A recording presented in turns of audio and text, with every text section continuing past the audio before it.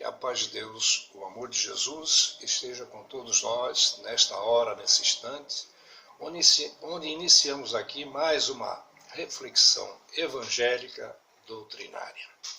Espero poder, neste período em que estamos aqui conversando, trazer para vocês a essência da verdade que liberta o espírito da ignorância que o escraviza. E através dessas reflexões, possamos realmente entender com mais profusão a hora por que passamos. A pergunta primeira é: como está a nossa relação com Deus? Principalmente nesses momentos difíceis que a gente vive. Como é que está a nossa fé? Como é que está a nossa maneira de encarar estes momentos por que passamos dentro dessas condições para que possamos colocar em prática os evangelhos do Mestre amado Jesus e os conhecimentos que a doutrina espírita vem nos dar sustentabilidade. Como é que está a nossa relação com Deus? Eu lembro aqui, só para fazer uma referência, do Salmo 23. Vou fazer apenas uma pequena síntese para que a gente possa avaliar. O Salmo 23, na sua síntese, diz assim: O Senhor é o meu pastor, e nada me faltará. Mesmo que eu ande pelos vales da sombra da morte, eu nada temerei, porque o Senhor está comigo. Eu reflexionando um pouco mais profundamente nesse assunto, cheguei a uma ideia. Eu digo aqui que o Senhor está comigo. Mas será que eu estou com o Senhor? É para pensar. Nos dias de hoje, mais desenvolvidos, a gente já podia estar mais ligado ao Senhor, porque temos mais condição de conhecer as verdades que o Cristo nos trouxe, e essa doutrina amplia, né? Mas eu só procuro Deus quando? E mesmo nas situações difíceis, eu ainda duvido. Ou quero o atendimento imediato da parte dele. Não é verdade? Então hoje, nós vamos relembrar algumas passagens do Cristo, né, para saber como é que anda a nossa fé. Né, se realmente nós estamos desenvolvendo esse potencial.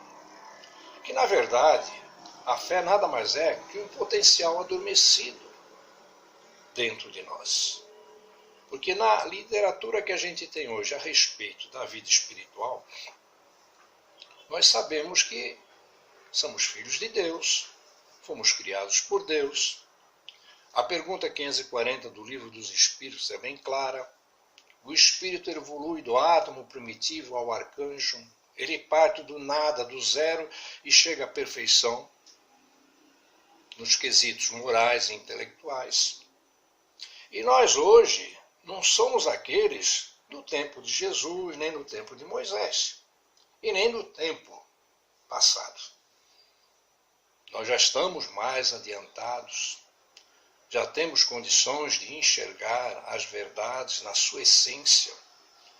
E diante dos obstáculos que surgem, que na verdade não são grandes obstáculos, porque a gente já tem conhecimento de que Deus não coloca fardos pesados em ombros de fracos. Tudo aquilo que acontece com a gente, à nossa volta, tem uma razão de ser. E nós temos condições de poder realmente sobrepujar, desde que não derroguemos as leis. Façamos tudo da melhor forma possível, como nos ensina Jesus.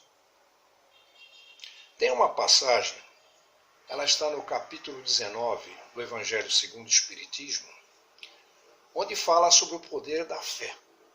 Onde Jesus, chegando à multidão, ele encontra um pai totalmente desesperado, porque tinha um filho lunático, e por mais que os apóstolos tentassem tirá-lo daquela situação, eles não conseguiam. Então ele se aproxima de Jesus e pede para que ele o cure. E o Cristo então diz assim: ó raça incrédula, até quando hei de estar entre vocês? Tragam-me cá o menino. E ele simplesmente abençoou. E o demônio, que na época era considerado a criatura que o atormentava, se afastou e o menino ficou curado. Os apóstolos, sem saber o porquê e como, porque na verdade eles tinham um tipo de fé. Era uma fé iniciática. Mas eles não conheciam os mecanismos, porque nós temos que fazer aqui uma comparação entre o Espírito de Jesus e o Espírito dos apóstolos. Jesus é considerado o Espírito mais evoluído que desceu à Terra. Para nós, hoje, espíritas, ele é o governador planetário. Ele tutela toda essa humanidade e a evolução do planeta Terra. Os apóstolos, simples pessoas, sem cultura, sem conhecimento, vivendo na sua ignorância nas poucas coisas que faziam. Mas eram pessoas de boa vontade, que procuravam seguir os ensinamentos de Jesus, mas não na sua totalidade. A envergadura de Jesus é totalmente diferente da envergadura dos apóstolos, assim como de nós. Então Jesus sabia o que fazia. Tanto é que ele fala, ó raça incrédula, até quando hei de estar entre vocês? Se tivesses a fé do tamanho de um grão de mostarda, olha bem, se tivesses a fé do tamanho de um grão de mostarda, dirias para esse monte, se move daqui para lá, ele se moveria. Fé do tamanho de um grão de mostarda. E repete o que está lá no Salmo 82, item 6. Vós sois deuses, podeis fazer tudo o que eu faço e muito mais. Portanto, somos todos filhos do Altíssimo. Mas há que pensar na diferença. Se eu sou filho de Deus, e me considero, assim como toda a humanidade, todo o universo, nós somos deusinhos em desenvolvimento. Que nem agora há pouco comentei, a pergunta 540 do Livro dos Espíritos nos mostra a evolução do ser, a evolução da criação. Do átomo primitivo ao arcanjo. Claro que isso vai se dar em inúmeras encarnações. Imagina eu alcançar a condição de espírito perfeito, com todo o conhecimento ou desenvolvimento moral e intelectual do universo. Quer dizer, haja chão para isso. Na verdade, à medida que eu vou me observando, eu vou notando que eu ainda estou nas camadas inferiores. Eu sempre chamo os graus escolares. Talvez a gente esteja, ainda saindo do maternal, alguns já no jardim 1, outros já no pré-primário, e uns poucos talvez no primeiro, no segundo ano. Para nós chegarmos até PhD, olha quantos anos de estudo a gente vai ter que ter e fazer. E depois, então, colocar em prática as teorias adquiridas para que a gente possa atingir uma maturidade maior. Então nós, hoje, com tudo que acontece à nossa volta, nós já temos condições de manter um certo equilíbrio. Primeiramente, conhecendo aos poucos o nosso potencial, para que a gente não se coloque em situações que nos tragam prejuízo, nos tragam dores. Vocês sabem muito bem que existem dois caminhos que levam a Deus. O caminho do amor, que é o caminho da compreensão, e o caminho da dor, que é aquele em que a gente realmente só aprende tropeçando, sofrendo as consequências. Porque todos nós estamos sob leis divinas. E uma delas é a lei de ação e reação, causa e efeito. Tudo que eu faço, para mim volta. A semeadura é livre, mas a colheita é obrigatória. Então, na medida em que nós vamos desenvolvendo e vamos nos sensibilizando, nós começamos a perceber e evitar criar essas situações que nos deixam, às vezes, muito apavorado, atormentado, sofrendo, às vezes, uma encarnação inteira, e às vezes voltando para o plano espiritual com a mesma dificuldade. E por sermos ainda ignorantes nesses processos todos, nessa evolução, continuamos sofrendo. Então é preciso que a gente pare um pouquinho para pensar. E nessa situação em que nos encontramos hoje, a gente começa a fazer uma administração diferente. Por que isso tudo? Como devo me portar? Como devo me posicionar? Como devo me relacionar com Deus para adquirir paz, harmonia e desenvolver a minha fé de que esses tempos passarão? Né? Porque tudo tem uma causa. Tudo que está acontecendo com a gente é efeito. Se eu começar a lembrar que eu sou um filho de Deus e tenho um potencial adormecido dentro de mim, assim como a bolota, que é a semente do carvalho.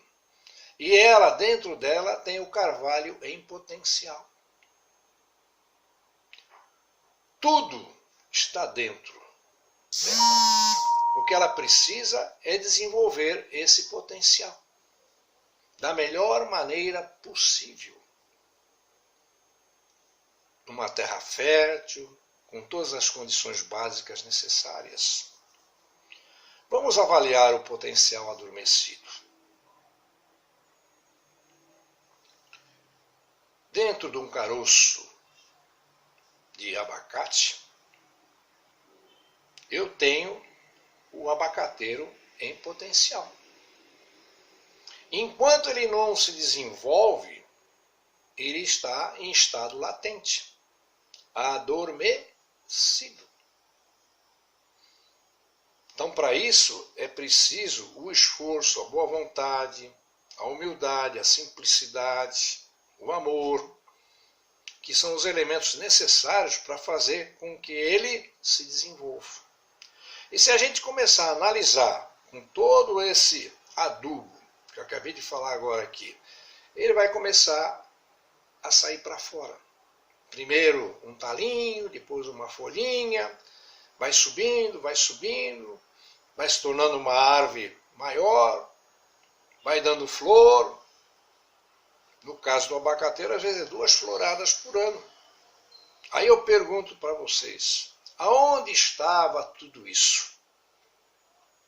O talinho, as folhas, a floração, o tamanho, tudo dentro daquela semente que começou a germinar, começou a sair do seu potencial, né? E começa a seguir o seu caminho, fazer o seu papel na natureza. Aí depois da florada, vem os frutos. Cada pé de abacate, às vezes, dá 200 abacates. Em cada florada. Vamos supor que esse abacateiro dê 2 floradas por ano. São 400 abacates. Onde estava tudo isso? Tudo dentro daquela semente, né? Esperando o momento para germinar. Enquanto eu não coloco a semente para germinar, ela se mantém tranquila, paradinha, aguardando o seu momento. Segundo Li, no tempo das pirâmides do Egito, em que começaram as escavações, encontraram jarros e jarros cheios de trigo, sementes de trigo. Olha aí, 10 mil anos, 5 mil anos, 7 mil anos atrás. paradas, estacionadas, sem se desenvolver. Fizeram a experiência e plantaram em terra fértil e elas se multiplicaram. Né? Por quê? Deus já fez tudo perfeito. Deus já nos fez perfeito. Temos todo o potencial para nos autodesenvolver. Mas precisamos ter boa vontade, precisamos cultivar, aparar as arestas, para que a gente alcance os objetivos e as nossas finalidades. Nós temos um potencial adormecido. Jesus deu exemplo disso para nós. Tanto é que ele era bem claro, né? Ele incentivava a gente a procurar melhorar cada dia, procurando o correto, mas sempre praticando as leis do Pai Maior. Ele mesmo falou, eu não vim derrogar nenhuma das leis, eu vim cumpri-las. Então, na medida em que a gente vai tendo uma consciência, na medida em que a gente vai realmente compreendendo como é que funciona todo o mecanismo da natureza e nos conhecendo mais intimamente, o nosso potencial vai o quê? Aflorando. Vocês acreditam que atrás de um caroço de laranja tem um laranjal? Interessante, né? A gente reflexionar. Atrás de um caroço de laranja tem um laranjal infinito. Dentro daquele caroço, olha quantos laranjais saem de um caroço só. Pois nós somos assim. Deus nos fez para a perfeição. À medida em que a gente vai desenvolvendo, nós vamos nos tornando agentes da potência divina. Somos co-criadores. Então basta olhar à nossa volta o desenvolvimento da humanidade, na medida em que ela vai procurando desenvolver os mecanismos que nos trazem a modernidade. Se nós olharmos para trás, desde o tempo da barbárie, olha quanta evolução já aconteceu. Quanta gente já nos trouxe coisas novas. E a cada dia que passa, novas coisas vão acontecendo. E nós vamos melhorando a nossa condição. Mas para isso, nós precisamos combater o egoísmo, o orgulho, as vaidades, para que a gente comece realmente a ter mais sensibilidade. À medida que eu tenho mais sensibilidade, eu consigo entender melhor o mecanismo das coisas à minha volta. Muitas coisas da natureza eu olho e não acredito. Mas na medida em que eu vou estudando, vou conhecendo, vou tendo mais sensibilidade, eu vejo que isso são como se fossem degraus, onde eu adquiro conhecimento e vou realmente subindo cada vez mais. Né? Então vamos fazer o seguinte. Como será que está o nosso potencial de fé? Né? Convém que a gente analise, né? Porque é muito importante a gente ter essa sensibilidade. Porque senão a gente vira refém. Porque senão o nosso sofrimento é muito grande. E Kardec nos ensina, no Livro dos Espíritos, né? E no Evangelho, que existe dois tipos de fé. A primeira é a fé cega. É aquela em que nós não temos muita sensibilidade e não temos muito conhecimento de como que as coisas acontecem. Né? E a segunda é a fé raciocinada. É aquela que a gente sabe como executar, sabe que vai alcançar o objetivo, sabe todos os patamares para se alcançar aquele objetivo, né? E começa a planejar. Daqui a 25 anos eu me formo engenheiro, médico, cientista, enfim. Mas para alcançar isso aí, eu sei que eu tenho que começar lá no maternalzinho, né? Passo a passo vou adquirindo conhecimentos e vou abrindo a minha janela. Até o dia que eu consigo o diploma, vamos dizer, de médico. Né? Mas não é o fato de eu ter adquirido o diploma de médico, né, que eu já sou uma pessoa profissional. Eu tenho que praticar agora aquilo que aprendi. Mais uma formação, que poderá acontecer depois dos 35 anos, aos 50, né, onde eu já estou calejado, eu identifico com facilidade as coisas. Operar, vamos supor, um médico, cirurgião de cabeça, de coração, ele só em olhar assim, ele já sabe os procedimentos que tem que fazer e sabe se vai dar certo ou não vai dar certo, dependendo do quadro do paciente, né? Então tudo isso é a fé raciocinada. A fé cega, ela nos traz muitos problemas, inclusive nos coloca em situações que traz até prejuízo para nós. A gente acredita, mas não sabe como fazer ou como acontecer. E acaba, às vezes, descumprindo as leis. Um exemplo assim prático, né, que me veio à mente, é um crente em Deus. Eu tenho fé. Mas ele não tem conhecimento nenhum. Então, só para exemplificar, é um exemplo assim muito pequeno, né? Um determinado crente de Deus, né, ele era ribeirinho, morava perto de um rio. E choveu muito naquela noite, e de manhã estava tudo alagado e a água subindo cada vez mais. A ponto de ele já estar no beiral do telhado. E dizendo assim, o Senhor vai me salvar. O Senhor vai me salvar.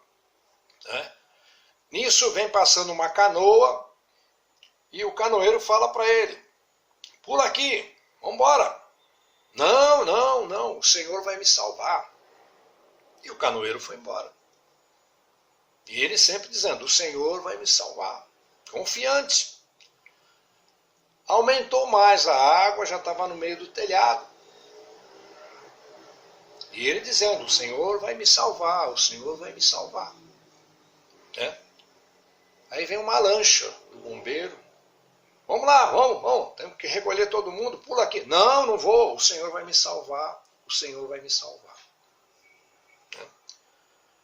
Eles foram embora e a água subiu até a ponta do telhado. E ele lá, o Senhor vai me salvar. Né? Nisso vem um helicóptero. Joga a escadinha, vamos embora. E ele dizendo que o Senhor vai lhe salvar, o Senhor vai lhe salvar. O helicóptero foi embora. O que vocês acham que aconteceu com esse crente em Deus? Apesar da fé que ele tinha que Deus vinha salvá-lo, ele desprezou as 3 oportunidades que lhe foi mandada. Então, existem esses 2 caminhos. Hoje, nós devemos empregar mais a fé raciocinada, porque a gente já tem condição de perceber quanto tempo vai levar para crescer, quanto tempo vai levar para fazer isso, né? Então eu tenho que me preparar. É como se eu fosse pagar uma prestação. Eu não posso comprar à vista, mas eu posso pagar em 36 meses. Então, eu sei que daqui a 36 meses eu estou com a dívida liquidada. Isso é fé raciocinada. Agora, o que acontece com a gente? Muitas vezes eu desprezo esse potencial, né, tão grande que a gente tem dentro de nós, mal desenvolvido às vezes, né, e acabo me colocando numa condição de risco e perigo. Né? O avestruz. O avestruz é a maior ave que existe. Né? Tem aquele corpo anzio, aquelas patas grandes, altas, mas a cabeça é pequena. Quando o leão vem para cima dele, o que ele faz?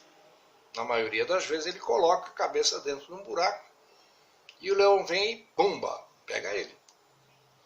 Quando, se ele soubesse do potencial que ele tem, aquele tamanho todo, abrisse as asas, levantasse um pé com aquelas patas grandes, o leão ia parar para pensar que era o tempo que ele tinha para poder correr. Então, muitas vezes, nós estamos na condição de um avestruz.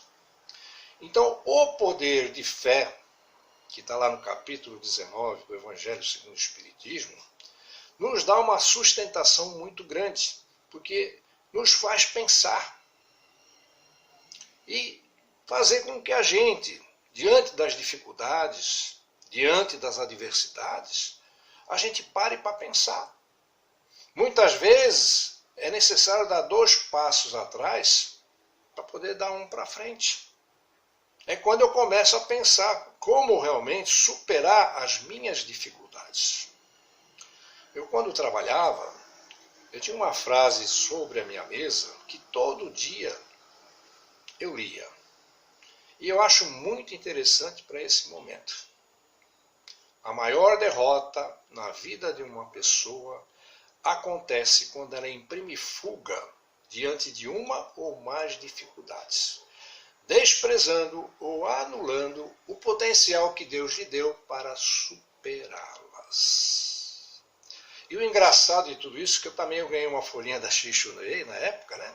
E lembro até hoje, o dia 8, porque todo dia eu entrava na sala e virava. Dizia assim, dia 8, decidiu, então execute.